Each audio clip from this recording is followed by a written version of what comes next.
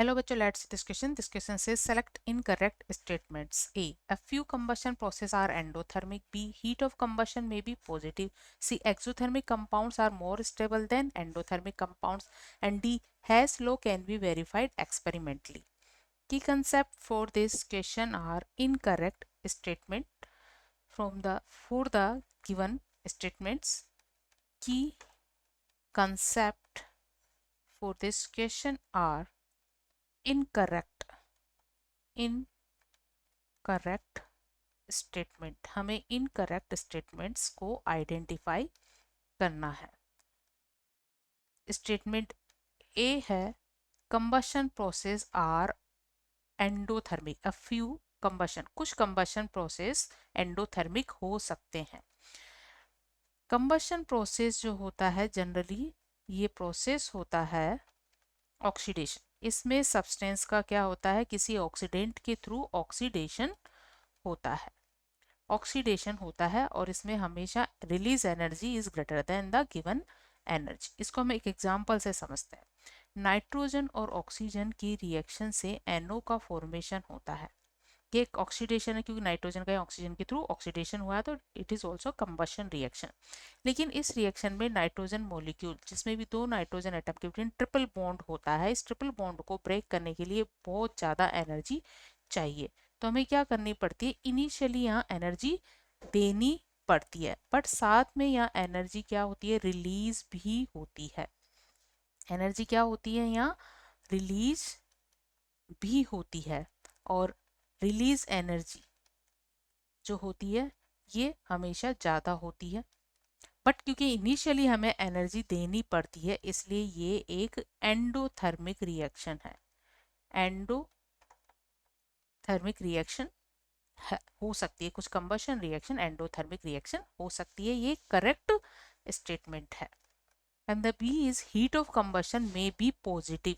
Heat of combustion कभी भी positive नहीं होगी, जैसे कि हमने ये एग्जांपल में बताया E2 is greater than E1, मतलब released energy is always greater than given energy. Released energy is greater than given energy. तो रिलीज एनर्जी ज़्यादा है, रिलीज एनर्जी ज़्यादा है, इट मीन्स कैसी होगी, नेगेटिव होगी. Is always greater than given energy. So delta H of combustion is always negative. So this is incorrect statement. And the C is exothermic compounds are more stable than endothermic compound. Exothermic compound का मतलब ये है जब reactant product में convert होता है, साथ में यहाँ पर एनर्जी क्या होती है, निकलती है. ठीक है. अब रिएक्टेंट की जितनी एनर्जी थी प्रोडक्ट की एनर्जी उससे कम है, क्योंकि कुछ एनर्जी उसने डेल्टा एच की फॉर्म में निकाली है. सो अगर हम इस तरह से इसकी एनर्जी लिखे तो energy of product is less than energy of reactant. जिसकी एनर्जी कम होगी वो ज़्यादा स्टेबल होगा. तो ज़्यादा स्टेबल कौन होगा, प्रोडक्ट मोर स्टेबल होगा then reactant. So this is a correct statement. And the D, Hess law can be verified experimentally. Same इसी तरह ऑप्शन सी में एंडोथर्मिक के लिए जस्ट अपोजिट होगा. अगर रिएक्टेंट से प्रोडक्ट फॉर्म होता है और यहाँ पर एनर्जी हमें देनी पड़ती है, ये माइनस साइन लगाया मतलब देनी पड़ती है, मतलब डेल्टा एच को हम लेफ्ट साइड लिख सकते हैं. It means R plus delta H equal P. तो इस केस में energy of product is greater than energy of reactant. ठीक है.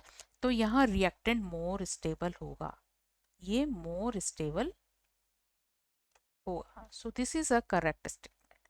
And then D, Hess law. Hess law क्या कहता है, कोई भी प्रोसेस जो एक से ज्यादा स्टेप में होता है उसमें टोटल एनर्जी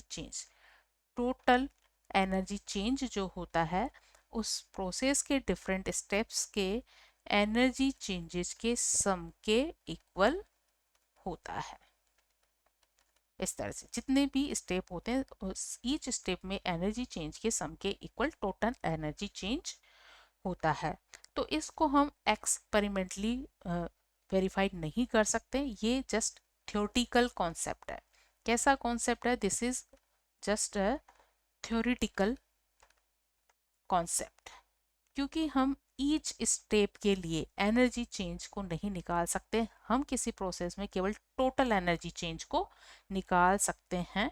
इसलिए एक्सपेरिमेंटली हम delta H1, delta H2, delta H3 की वैल्यू नहीं निकाल सकते। ये जस्ट थियोरेटिकल कॉन्सेप्ट है। तो D is here incorrect statement. So incorrect statement in this question are B and D. Hope you understood it well. Best of luck.